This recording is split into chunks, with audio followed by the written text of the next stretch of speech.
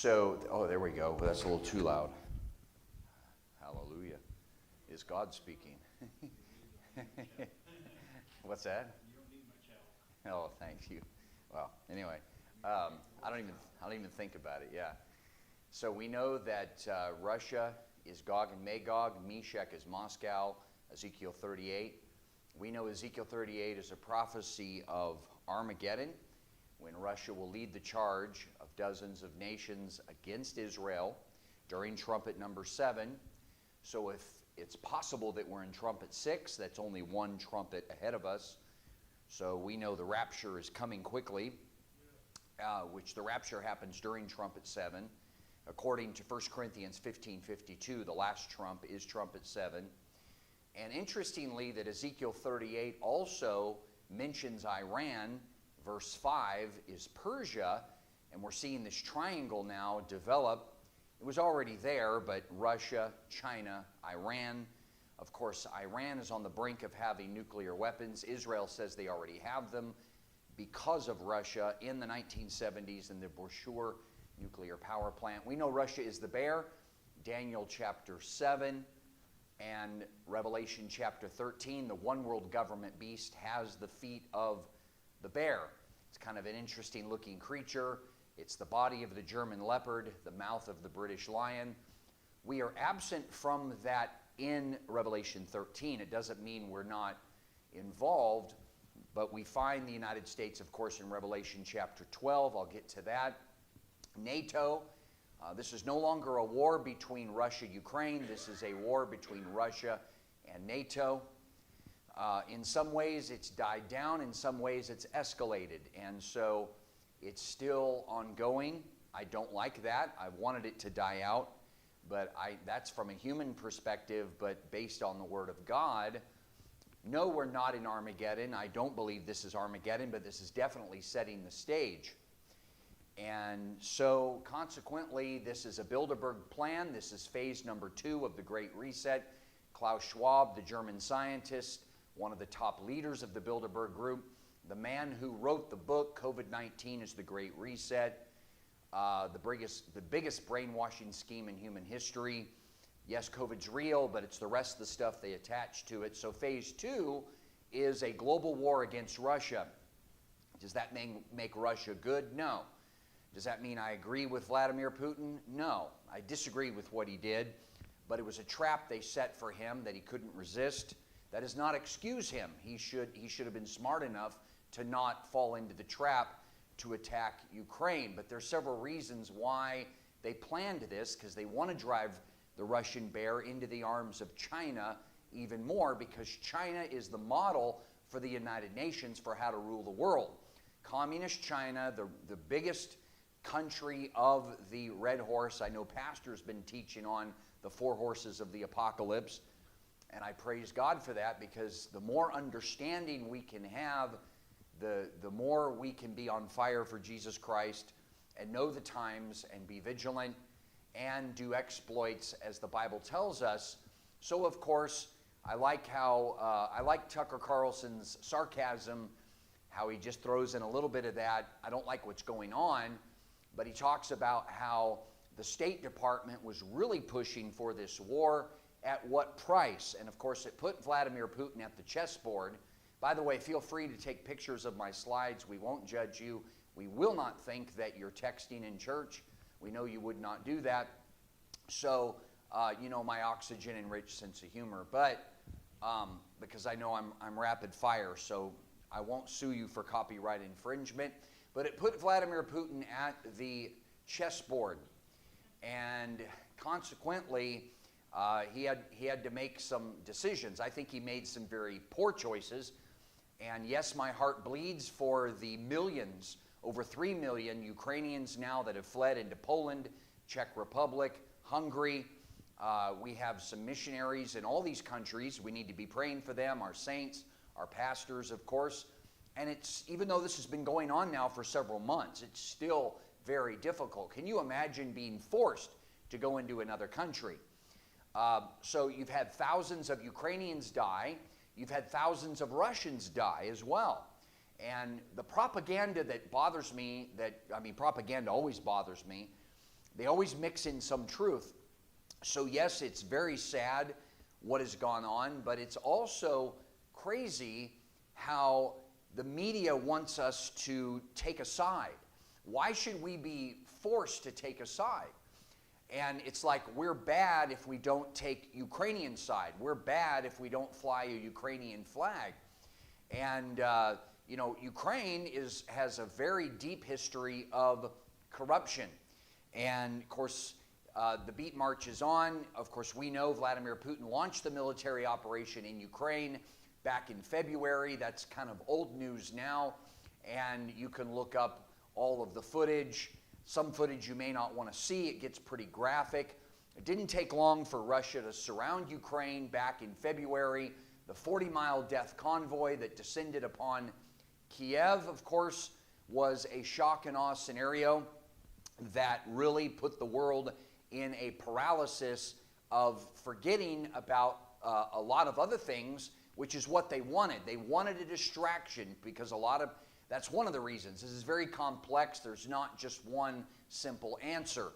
But one of the reasons why this is phase 2 of the Great Reset was not only to drive Russia into China, but also to create a distraction because they realized people are waking up that they were taking something real, COVID, a man-made bioweapon out of Wuhan, and they were using that to try to control the world. They still are. Now they want to scare us to death with monkeypox, which was created in the 1950s when they were trying to use they were using monkeys for the polio vaccine, and the polio vaccine gave monkeys these horrific outbreaks, and they called it monkeypox. So now they want to lock the world down again through monkeypox, which is a totally politicized scenario just in time for the coming elections, so to speak. So then, of course, Putin began to announce a ban on exports in response to the White House trying to engage in tough talk after all these politicians were calling for nuking Moscow, which is ridiculous. And so they said, the current illegitimate White House said, well, we're just going to block Russian oil from coming into America. And I know Pastor's been talking about this. So Putin said, okay, the West, we've got 30 trillion in debt. Russia doesn't have a whole lot of debt.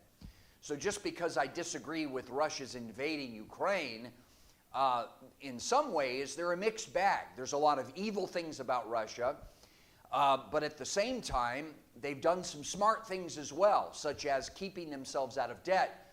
And it's a very mixed bag in that Russia is definitely a huge player in world government. I mean, it's right there in Revelation 13. They're the feet of the bear, as I mentioned. But at the same time, Russia and Vladimir Putin, they don't want to allow themselves to be controlled by world government. So, the United States is a thorn in the side of world government, and that's why they're trying to bring us down in many different ways and from many different angles. But Russia, in a different way, they're not as controllable as they want them to be. And so they said, well, we're not just going to, keep oil out of your country. We'll do all kinds of petroleum, natural gas, coal, iron, aluminum, wheat. Pastor was talking about how wheat is hugely produced in Ukraine. I guess you said they're the largest producer of wheat. And of course, now that we've seen Russia pretty much take over eastern Ukraine and all of the things that they're doing to control the flow of wheat in and out of the region and the world, basically, in a lot of ways, gold, diamonds, fertilizer, we've still got ranchers and farmers who are struggling to be able to plant their crops. Well, now, this is June, and so it's not just that planting, depending on what crop you're talking about. And I know I'm not saying we should depend on Russian fertilizer, but the reality is a lot of farmers have depended on it. And so there's other natural elements, nickel, fertilizers of different kinds, wood, iron, copper, rubber, iron ore, and all kinds. But here's the thing, the energy director of this faux White House said, oh, we are purposely getting us off dependency on petroleum. Well, good luck, because you'll pretty much have to shut down the plastics industry. You won't be able to produce batteries for your electric car industry if you completely get us off all petroleum. Petroleum isn't just oil for cars. It's for a whole ton of things that's produced in the world. So these people are hypocrites to the bone when they say we're going to get us totally off of dependency on oil. I mean, we may not like the fact that we depend on oil, but that's reality. And so consequently, it goes right to the black horse, of course, which is the global economy, global capitalism. And this may seem like a more mild horse. You know, obviously the two hardcore horses are the red horse, communism, and the green horse, Islam. The two more seemingly mild ones are the white horse, which is Roman Catholicism, the Vatican, and then of course the black horse, the global economy. But I don't think they're as mild as we might think they are. They're subtle. They're subtly evil in the sense that the black horse, remember, the mark of the beast will be Satan's control of the global economy. So that's not so mild. But remember what it says. I heard a voice in the midst of the four beasts say, a measure of wheat for a penny, 3 measures of barley for a penny, and see thou hurt not the oil and the wine. If they'll just obey what the Bible says, in other words, in modern lingo, don't hurt the oil. Don't hurt the oil. But alas, in the last year and a half, and I'm not just talking about Washington, but they're a huge player in global socialism in that, this is a plan from the Bilderberg Group. This is a plan from the Trilateral Commission. This is a plan from the Council on Foreign Relations. They know it's going to do heavy damage to the world to try to shut down the production of oil. They know that. These people are evil. They understand that. And in doing so, like just in our country, this is happening on a global scale, but just in our country in the last year and a half, they've shut down at least 14 oil pipelines, and that's a very conservative figure. The Keystone Pipeline never even was allowed to produce 1 drop of oil for sale or production. It was going to be probably the most advanced oil pipeline in the world. I guess they could always fire it up. But I'm saying if they would just do what Revelation 6:6 says and don't hurt the oil. But they are hurting the oil because, again, they're doing it on purpose. These people know what they're doing because they can't stand the free market economy. Because remember, this is satanic in the sense that Satan, he understands to implement the mark of the beast during the Great Tribulation, he has to gain control of the global economy. Well, he can't gain control of the global economy in a free market system. That's why Klaus Schwab, in his book, COVID-19 is the Great Reset, he talks about how we can't have a free trade economy. We've got to gain control of the world's economies. Now, how can you talk about protecting people from a global virus, which is SARS-2, and COVID is SARS-2? How can you protect people if people are locked in their homes and that reduces immunity? And so I'm not going to get into so much that right now because it would take me an hour, because they understand that if you allow a free-flowing economy, they can't take control of the global economy. So it's the galloping of the black horse. We're seeing that increase. I did not draw this, by the way. The rider of the black horse has a pair of balances in its hand, a symbol of trade and commerce. So it does not necessarily mean that Satan is going to control the economy 100%. He just has to control it enough, such as these patents, to get cryptocurrency data mining in the human brain. So instead of having a warehouse out in the Nevada desert by Google to produce cryptocurrency in massive supercomputers, their goal is to get it all in the human body. It's brilliant in a way. I call it evil smart or evil intelligence. It's what it is. We know Satan is very smart. Now, God Almighty is, gazillions smarter than Satan. I mean, there is no calculation on how much smarter God is. God created him, but he created him as Lucifer. He was righteous in the beginning.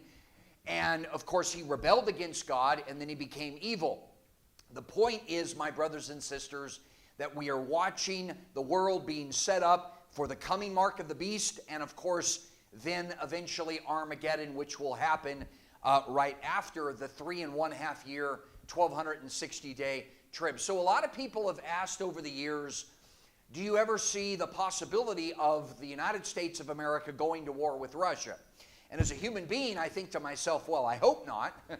But as someone who pays attention to prophecy, I see that as a possible scenario, even though I don't have a crystal ball and we see through a glass darkly. But I think it's becoming more clear as all this is coming to pass in living color, that because we're the eagle of Daniel 7:4 and Revelation 12:14, where the Bible says that Israel was carried on 2 wings of a great eagle. We're the eagle. We're Israel's best friend. And even though we're under socialism right now, we're still Israel's best friend, even though the current situation is not necessarily friendly toward Israel. Having said that, we've survived a lot of stuff. And it doesn't mean we should just, sit back in our couches and act like we don't care. But Russia's the bear. And so if Russia's the bear that leads Armageddon, that attacks Israel during Trumpet 7, and we are the eagle that protects Israel, well, I think that pretty much, seems to, present the picture that we could go at loggerheads with Russia. But they already think we are. Adam Schiff, the socialist from my home state of California, I'm ashamed to say, Adam Schiff openly said on official congressional time, this is our opportunity to have a war with Russia on Ukrainian soil. An official United States congressman on official congressional time openly said, we are at war with Russia, the United States. So it's like, well, that's his opinion. It doesn't mean all of Congress agreed with him. Most of them disagreed with him. There's even been some on his side who are embarrassed at what he said. Look, if you think I'm biased, we've had some conservatives who've made some very irresponsible statements. A supposed conservative, probably a rhino from Mississippi, Senator Wicker, actually said that we should not take off the table the possible use of a first nuclear strike against Russia. And he said that in December, before Russia officially launched the war against Ukraine on February 24th. 2 months before that, Senator Wicker, a Republican, actually said, in not so many words, that we have the right to use nuclear weapons against Moscow. And then we've had other politicians. So, I'm thinking to myself, have you people lost your living mind? Are you insane?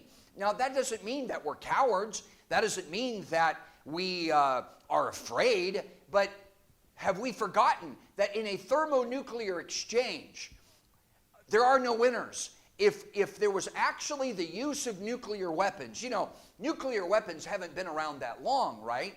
Only since the 1940s, well, we think. And of course, Albert Einstein later regretted that his genius was used to help produce nuclear weapons after Hiroshima and Nagasaki. As far as we know, there's not been any use of nuclear weapons in a real war situation, unless stuff has happened that we don't know about. But all I'm trying to say, you know how I feel about the United Nations. They are one world government. They are the beast, or part of the beast, or a huge player of the beast of Revelation 13, if not the biggest player. So the United Nations, at its core, is subtly satanic. And I know a lot of people think that's a shocker statement.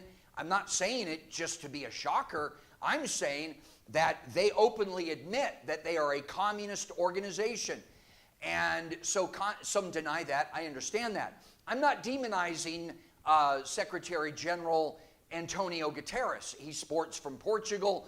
Portugal's a wonderful country. He may be sincere in his statement. But I'll have to say, while 99% of the time I would disagree with most of what is said by the United Nations, I'll have to be honest with you. I agree this time, on this very rare occasion, with Antonio Guterres, not because it's him, but because he's the mouthpiece currently for the UN. He actually said this is a bone-chilling nuclear war possibility. Now, only God knows the hearts of people. Maybe Guterres was trying to calm down some of these kings and presidents and prime ministers and rulers and dictators calling for using nuclear weapons against Moscow. Notice how they built this up for years. They built this up with the fake Russian collusion and all of that, the total lie that Russia controlled our election in 2016. They did that not just to get rid of Trump. They did that on purpose to set up a scenario where they could launch a war against Russia. Trump was just kind of a side note to them. You know, they're looking at the big picture that they want to take over the world through global communism. And trust me, there were things about Trump I disagreed with. I think he was put on a pedestal way too much. I mean, you know, his biggest mistake was warp speed. Warp speed's now killed more people than COVID itself. And of course, shutting our country down. But he did thousands of things right. He was against the New World Order. He was against world government. And that's why they had to get rid of him, because he was putting a monkey wrench in their plan to rule the world.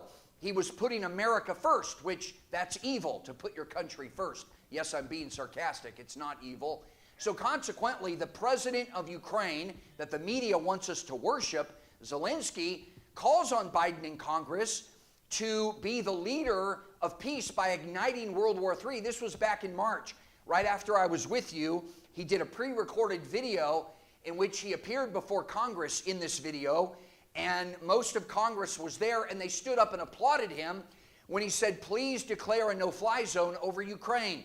We had some politicians who have their heads screwed on straight, like Josh Hawley, like Ted Cruz, like Matt Gaetz, like Jim Jordan, those who understand that would be complete insanity to declare a no-fly zone over Ukraine. Why? Because if our Congress voted to declare a no-fly zone and gave in to the wishes of a man who formerly was an actor, who, yes, is good at pulling at the heartstrings of people, and the kind of actor he used to be, it would not be appropriate for me to say from the pulpit. It was an extremely immoral type of acting, and I'm being kind when I say that. That's the history of Zelensky. But oh, the media wants us to think he's this amazing leader, and he's asking us to declare a no-fly zone over Ukraine. If we declared a no-fly zone over Ukraine, that would immediately force our Pentagon to obey the orders from the commander-in-chief. We forget that the President of the United States is also the commander-in-chief of the military, that's why I think that it's a good idea for presidents of the United States to have military background, but you don't have to agree with that. That's why I think General Michael Flynn would make an excellent U.S. president, but he said he's not going to run. Whatever. But anyway, having said that, our Pentagon would be obligated to obey the order by the Congress and the commander-in-chief. We would have fighter jets, we would have thousands of troops and all kinds of military equipment in Ukraine. And we would immediately be in a full-fledged hot war with Russia if we declared a no-fly zone over Ukraine. It would be very unwise. The plot thickens. Our CIA recently declassified. You can look it up. This is not a wild conspiracy theory. You don't have to take my word for it. But the CIA recently declassified that since 2015, this is a conservative figure, some military experts say they actually started doing this even way before 2015, that they've been training Ukrainian troops to fight Russians since 2015. Now, some think that's a good thing, but the plan, I don't, but the plan was to prepare Ukraine for war with Russia. Wait a minute, not last year, but in 2015. Why? Well, and it's not just our CIA, it's dozens of intelligence agencies around the world, but ours was at the helm. Now look, I know there's good people in the CIA, there's bad. There's good people in all intelligence agencies, and there's bad. You always got bad apples in everything. But here's what happened. They overthrew Viktor Yanukovych in 2014. He was the president of Ukraine up until 2014. Now, I'm not saying he was a great leader. I guess it's an opinion. But at least he had peace with Russia. Now, he was pro-Russian, and of course, they say, well, that he had to go because he was pro-Russian. Well, okay, fine, but he may have been a good man, he may have been a bad man, I don't know, I'm not his judge. But he's been in exile in Russia ever since 2014.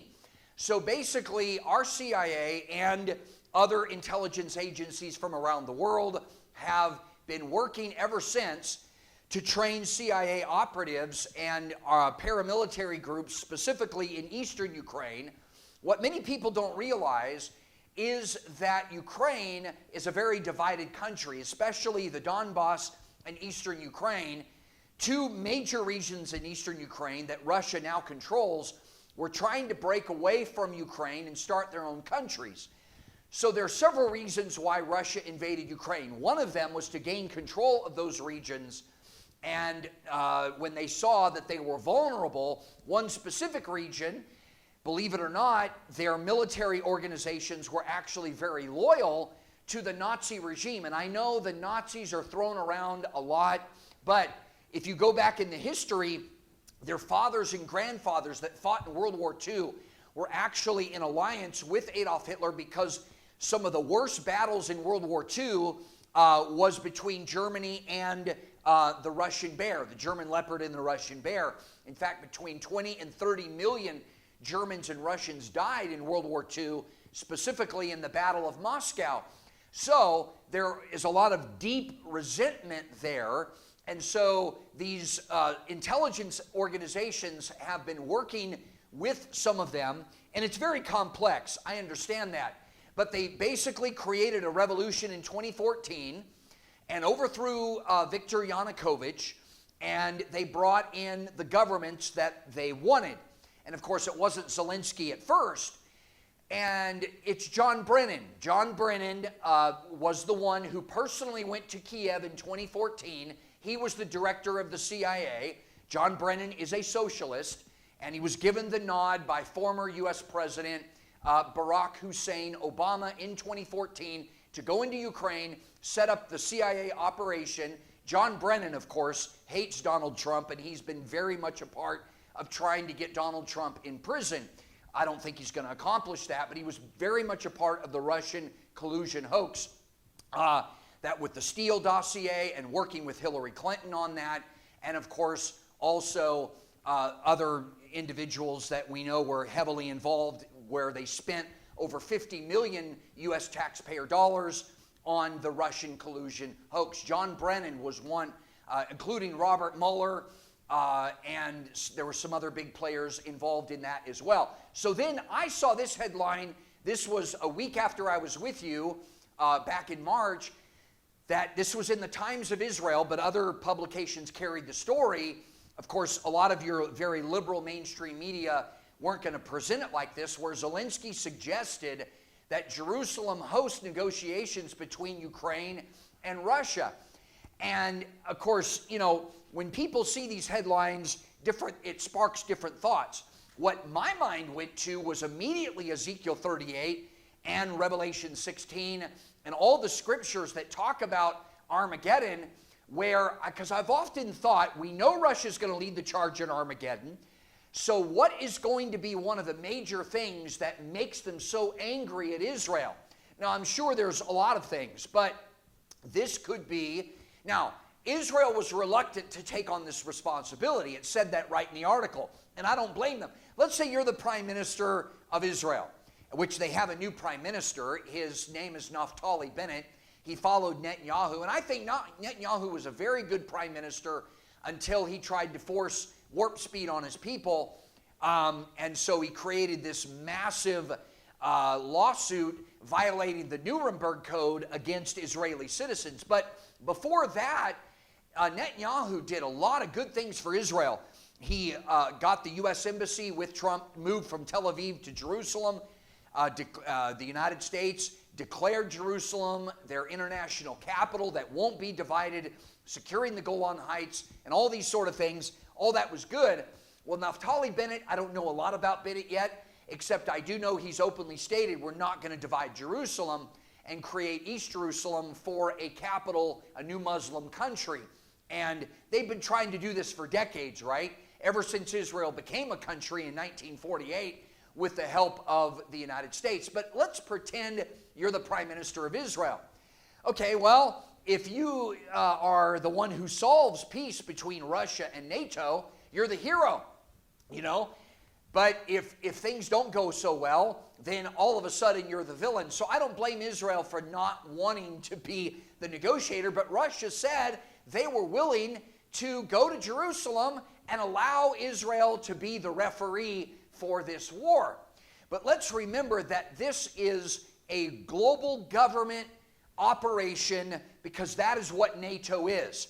You know, when they first formed NATO after World War II, it sounded like a good thing. Of course, I wasn't born yet, but we knew it wasn't a good thing, because it is the military wing of world government, which is the European Union, which is the revived Holy Roman Empire, or the unholy Roman Empire, obviously. And so Vladimir Putin, you know, because he obviously fell into a global government trap to invade Ukraine, it was a lot harder than he thought, and a lot of this was because of our CIA and intelligence agencies of other countries training the Ukrainian military. And so thousands of Russian troops began to die, and it was a lot harder than they thought. So he placed the head of his intelligence agency, Mr. Sergei Ostrovich Beseda, on house arrest along with his deputy, and disciplined a lot of Russian generals.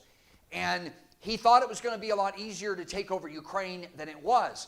And, you know, perhaps that is just a natural thing, and it was his own fault.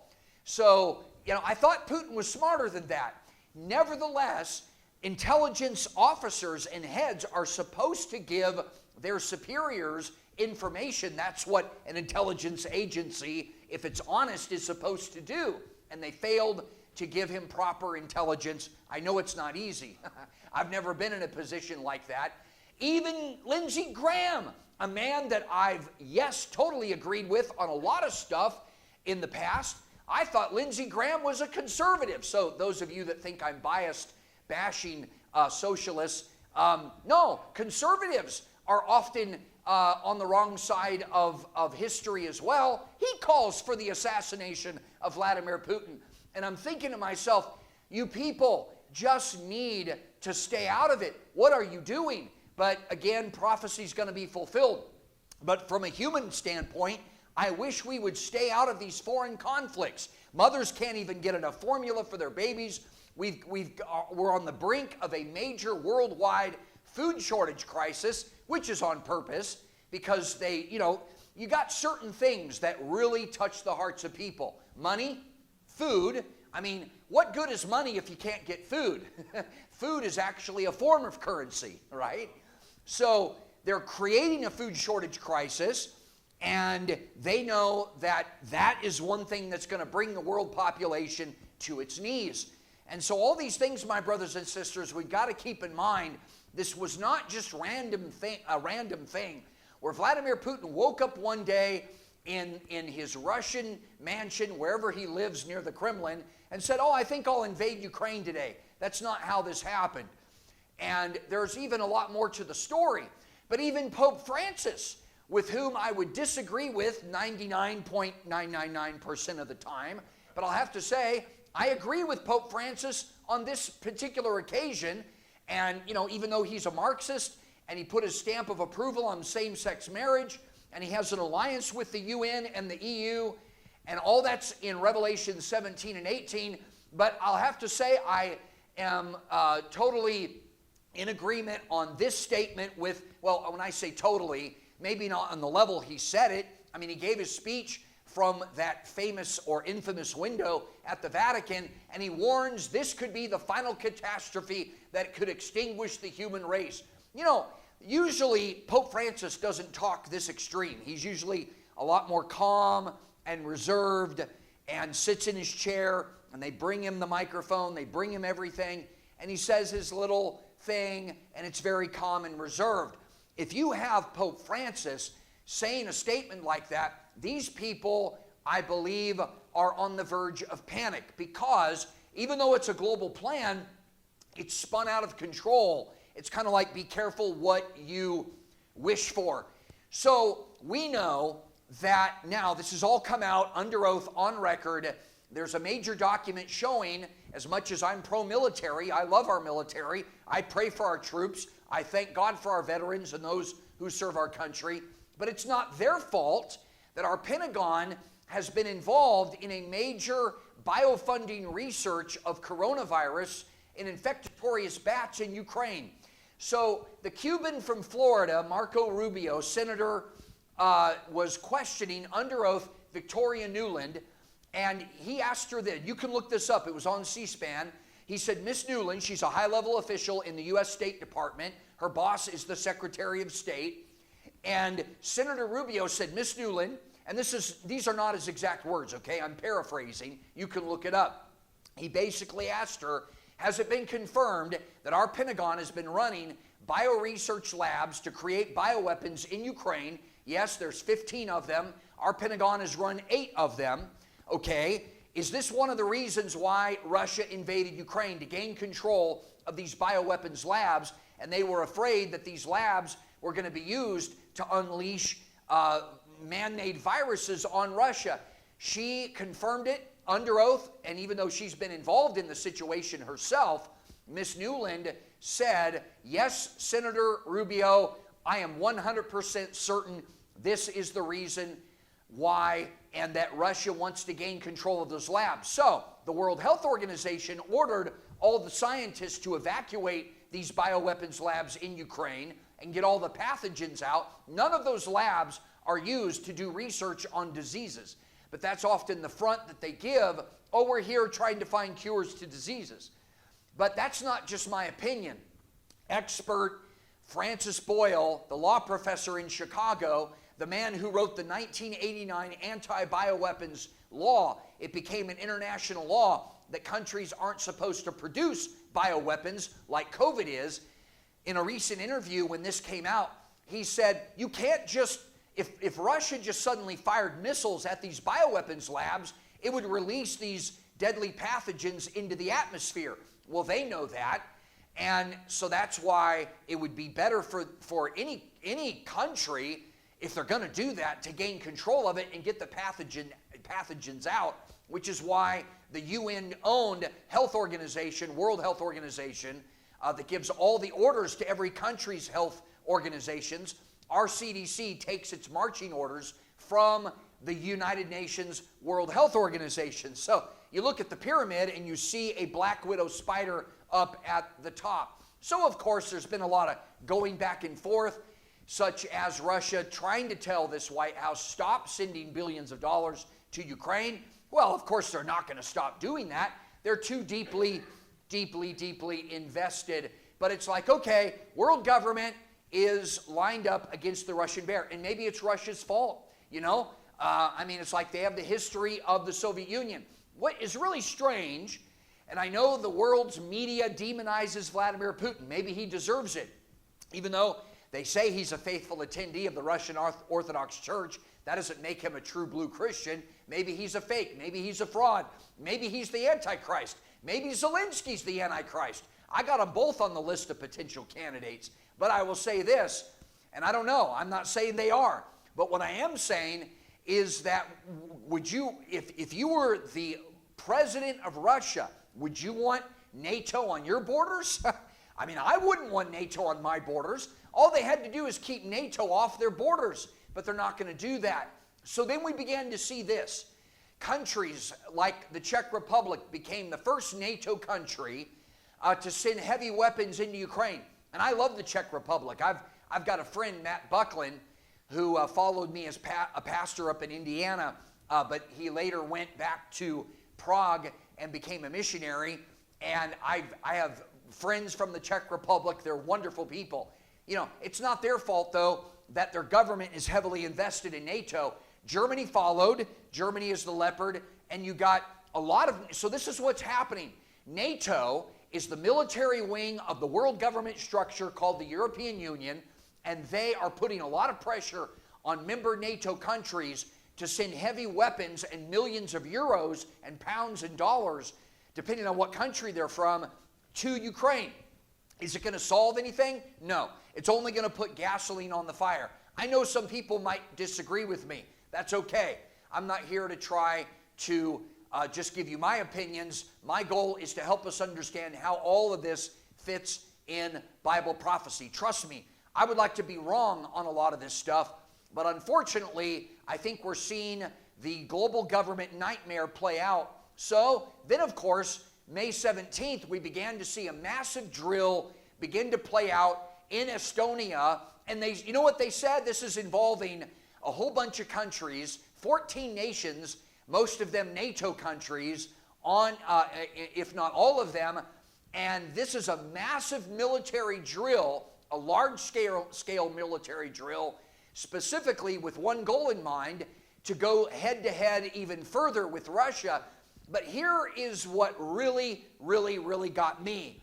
The head of NATO, Jens Stoltenberg, said this war will not be over anytime soon. In fact, if you look in the first paragraph of this particular article, this is where Jens Stoltenberg announces more countries will participate in arming Ukraine with heavy weapons and equipment in a conflict with Russia that could last for years. Now, if I was the head of NATO, which means you're the top general of 28 member countries or whatever the number is now, and you are the leader of one of the world's largest military structures, and if I was the top general of such a structure, I mean, you don't want to be a wimp, you don't want to be a jellyfish, you don't want to be spineless, but I would make a statement such as, you know what, our goal is not to escalate this war. Our goal is to have negotiations and create a situation of peace where, because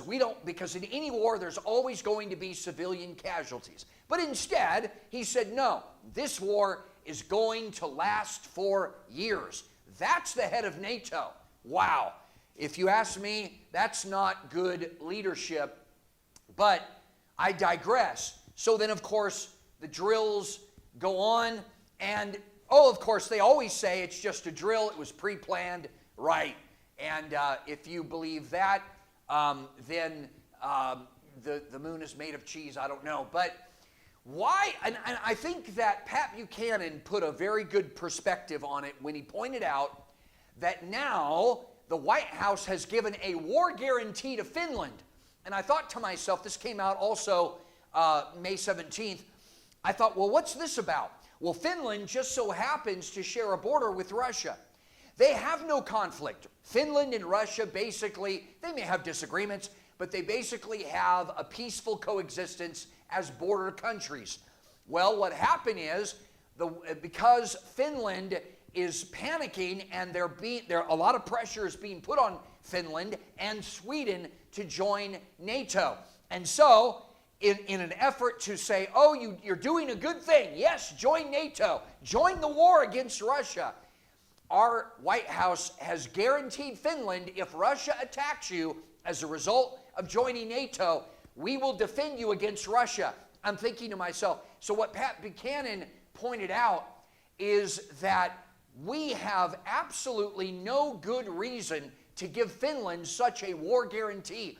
All we're doing is guaranteeing that we're going to get sucked into basically what could amount to World War III. Now, look, I'm not making a prediction that this is going to escalate any further. I'm watching this just like everybody else. I am not a psychic, but we do have something better than being a psychic. We have the Word of God. We don't always get all the details, but we know where this is headed. And there is the head of Finland, and there is Vladimir Putin. And, you know, these world leaders have a history of sitting down and talking things out. And Russia's like, and again, I get it. I'm not naive. I know Vladimir Putin was the head of the KGB in Eastern Germany during the Cold War, and he lamented the breakup of the Soviet Union. I get that.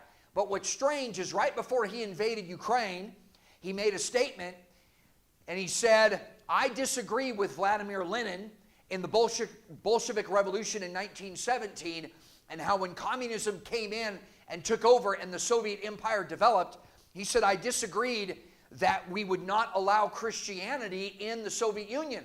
And I thought, well, that's an interesting statement for Vladimir Putin to make. Again, that does not make him a shining star Christian by no means. I'm not saying he's a true Christian. I'm just saying that the media wants us to think that if we're not on Ukraine's side in all of this, and if we're not with Zelensky, well, we're bad people. And that's, you know, if we've not been able to trust the media during the last 2 years, why should we trust them now? So even Lavrov, whom I disagree with a lot, but Lavrov is the foreign minister of Russia, and when all of these NATO countries began agreeing to send heavy weaponry like Germany, who's the leopard, and the Bible says dominion was given to the leopard, and all these NATO countries are committing to jumping into this war and pounce on Russia, Lavrov said, you're forcing us to declare that we're no longer just in a war with Ukraine, we are at war with NATO. If that's not a scenario for World War III, I don't know what is. And I'm not one of these guys that throws around the term World War III loosely. Some say it's World War IV. Some say, well, the Cold War was World War III. I don't know that I agree with that, but I'm just saying something's going to spark a major escalation if it's not this. And again, this could die out, and I honestly hope that it does. There's Lavrov sitting next to his boss, Vladimir Putin. Lavrov has been in that position for many, many years. And so now we're seeing Iran jump in. And I see I'm not going to get to everything. That's okay. But we now know that because, I may have to stop on this point, because Iran is one of the major green horse countries, and I know Pastor's been talking about this, Revelation 6:8, that where the Bible identifies Islam, the rider of the green horse, you know green's the official color of Islam, and all of that. Well, Iran is one of the top players. They have openly declared their chief leaders, have their presidents, and of course, you know, in Iran, they are a Sharia law country. So Islam is the law in Iran. You cannot be a Christian legally in Iran. And so they have openly declared in their speeches, we will wipe Israel off the map. That is one of, if not the top goal of Iran, to destroy Israel. So we know Iran, right there in Ezekiel 38:5, where the Bible identifies Iran, Iran will be one of the chief participants in Armageddon. And yet what's happened right now is Russia and China have brought this to a head by bringing in Iran. And I wish I had time to get to the China thing, because that's where it's all headed. And it looks like the high possibility that China is going to invade Taiwan sometime this summer. Again, I can't say that for sure. That's because, you know, I don't know 100% through a crystal ball, but I'm listening to what the experts are saying, that here's what China recently said, and I'll end on this. China has recently said that based on the current situation between Russia and Ukraine, we're going to do a similar thing with Taiwan. In other words, they have a plan to take back Taiwan. I've talked about that a lot here, but it's only escalating, and I hate that, but that's, you know, that's what's happening, my brothers and sisters. Let's lift our hands. Jesus, we thank you for the word of the living God that has life. We thank you today, Lord, that while these things are coming to pass, we have this assurance that you are our Father, and you're not going to let any of these things harm us, Lord. And we know that you have written our names in the book of life. And while the world may feel a sense of despair, we feel hope, Jesus, because you said when you begin to see these things come to pass, look up, your redemption draws nigh. For that we give you praise.